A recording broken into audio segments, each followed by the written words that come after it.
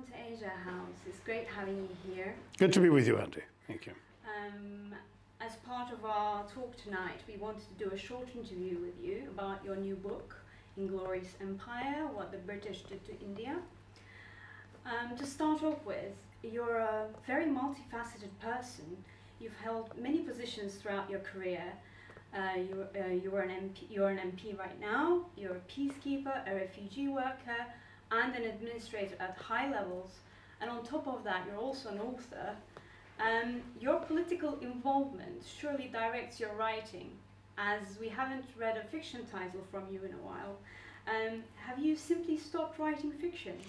Oh, it's not just that, Hande. The truth is that fiction requires not just time, which is scarce enough, but a space inside your head to create an alternative moral universe, to populate it with characters, episodes, snatches of dialogue that are as real to you while you're working in that world as the real world around you. Now, in the kind of things that I do, my political life and my public life, it's very difficult to sustain that illusion. My laptops are littered with half-begun manuscripts, simply because of the fact, very simply, that I constantly am interrupted.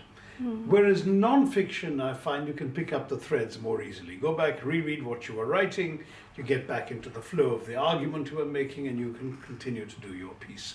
So I find that for that reason, fiction has been difficult to sustain, simply because that illusory world you create, that glass palace, if you like, gets shattered when the real world intrudes as often and as insistently as it does in my kind of situation. I understand. At the Oxford Union debate in 2015, you gave a very poignant speech, which led you to write your recently published title. I must say, this is a very brave title, as it challenges what history has taught us in the 20th and so far in the 21st century. Can you tell us a bit about how the idea of writing this book culminated?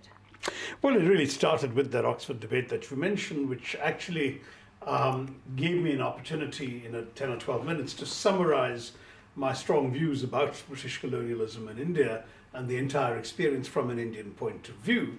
I forgot about it soon after I delivered the speech, but a few weeks later, the Oxford Union posted it on YouTube, and the blessed thing went viral. It suddenly started attracting a lot of attention, and I think within 24 hours it had been downloaded more than 3 million times, and each of these downloads very often was replayed by various people. It kind of got around a lot. And in the midst of that general sort of excitement about that speech, my publishers called me and said, listen, you've got to make this into a book. And I said, listen, everyone knows this stuff. How does it matter? Well, what's the point of writing a book? And my publisher said, I'm sorry, if they did know all the stuff, your speech wouldn't have gone viral. You've opened their eyes, and now you need to do it in a more substantive way. So that persuaded me, and that's what lay behind this book. It gave me an opportunity to, of course, lay out my arguments in greater detail than you can do in a short speech. And I was forced really to research some of the things that I believed I'd always known, but which I needed to substantiate, both in terms of hard numbers and facts, but also in terms of citations and sources, because it had to stand up to the inevitable critics who were going to say, well, did you just make that up off the top of your head? I didn't. And so it's a book with, 30 odd pages of endnotes, in which I source back pretty much all the statements that are likely to raise eyebrows and indicate the sources which people can go to. I'm not a professional historian, though I have studied history as an undergraduate, but I do feel that any of us who write works of even popular history, but we have to actually understand that we're entitled to our own opinions, but we're not entitled to our own facts. The facts are sacred, and we have to actually leave them there for people to challenge them. Now, somebody else might find a different set of facts that give them the opportunity to craft a different opinion, and more power to them if they do. But I don't want anyone saying to me, he got that wrong because he didn't look up the right material. I've tried to do that as thoroughly as I can. Thank you. Did the fact that 2017 marks the 70th anniversary of the partition of India have anything to do with you starting to write the book? Because in chapter 3, titled Divide et Impera, Divide and Rule, you wrote about this very extensively. So I was wondering, when you first started, did you have it in your mind that you would like to produce a book that would include the partition of India and its effects? Well, I wanted to write a comprehensive book on the entire British colonial experience in India, and in so doing, inevitably divide and rule had to come in. It's something that many of us have felt strongly about for a long time in India, that this was an unnecessary and tragic division of a country that has mired us in perpetual hostility and conflict with people who were once our compatriots. And that is obviously deeply tragic and sad for many of us who cared just about the human beings, as it were, living together in India. But equally, people had forgotten that this wasn't some sort of time-honored conflict, that has gone on for centuries, as some people now like to pretend it has. Hindus and Muslims defined in that monolithic way in conflict with each other is actually a British creation. We've certainly had invasions in the past by Mughal kings and monarchs, but those who stayed on to rule in India ruled with the cooperation of Hindus. Even the man who's known as the most fanatically Islamist of our Mughal emperors, Aurangzeb, had Hindu generals in his army and Hindu courtiers in his court.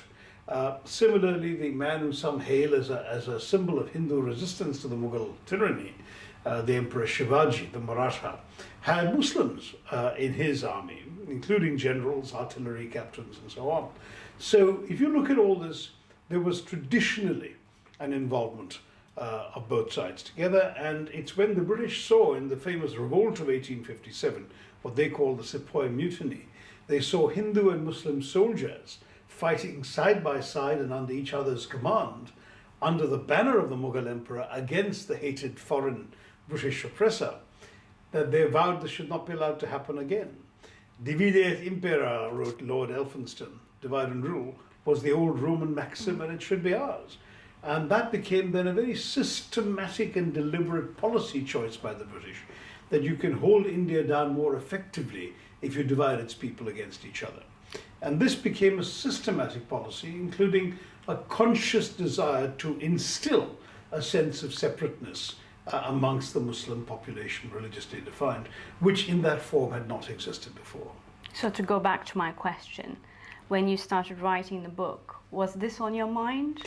So the divide and rule policy and leading up to and culminating in partition was very much on my mind. Was the 70th anniversary in my mind? I was not particularly conscious of that, because in fact my publishers had something else in mind for me to write on the 70th anniversary, which I never got around to writing. I wrote this instead. This really, the timing of this was prompted by the speech rather than by the 70th anniversary. But it's actually worked out quite well, because India is on many people's minds in both Britain and in India today. Okay, thank you. The book highlights many aspects of India's misunderstood and mistreated culture, history, sociology, and politics. Do you think that a book is enough for doing justice to what has been ignored for many years? Well, it starts people thinking, doesn't it? I mean, the whole idea is you cover the entire ground in 300 pages.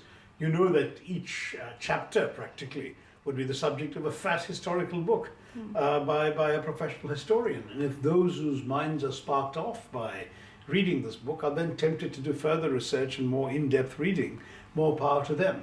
I haven't written this for scholars. I really have written it for the intelligent layperson who's interested in these issues, cares about knowing what happened in 200 years of British rule in India, and on that basis would want to read the book to enlighten themselves. The kind of people would have an intelligent living room conversation about it, rather than who'd be teaching academic seminars about it. So I don't know if any serious scholars will want to read this book or will agree or disagree with it, but they're not my target audience. I really want this to be something that people think about who care about this subject. It's a work essentially, I suppose, of what one might call popular history, except it doesn't tell a story, it makes an argument. Mm-hmm. So do you think that Inglorious Empire will have any impact on the way people view the British Empire, or for that matter, India today?